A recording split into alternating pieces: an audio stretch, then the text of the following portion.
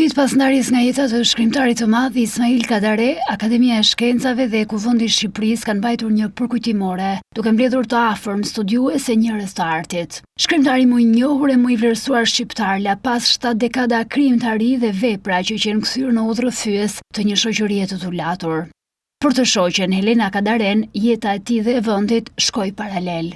Të gjithë e dimë se historia jon ka qenë lufta për të mbijetuar, për të ekzistuar në tallatet tragjike dhe dramatike të shovinizmave dhe egoizmave çmendurake si pjesë e marzisë së botës ku jetojmë. Ashtu si mbijetoi shqiptari dhe Shqipëria, mbijetoi edhe vetë Ismaili, jeta e të cilit në thelb ishte jeta e Shqipërisë që kërkonte liri, barazi dhe progres për të qenë në një radhë me përparimin botëror në themelit e të cilit qëndron dhe historia jonë.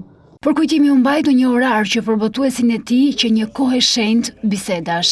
Ndërkohë e ndjej si sa i vështirë e trishtueshme qenë ka për mua si botuesi i tij, pikërisht në këtë orë të paradites ku niseshin për në kafenen e tij të preferuar.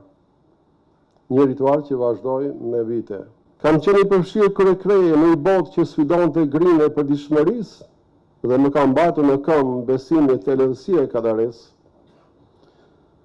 Një besim i ngjashëm si besimi tek hynia, po të perifrazoj një shprehje të tij.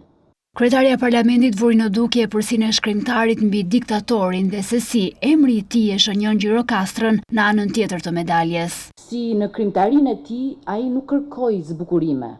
Ishte përbustar ndaj tyre. Në mëritë e tij homerike, ai mbetej dashësi më i madh i kësaj toke. Kadare shënjoi edhe një nga paradokset e shumta të jetës së tij.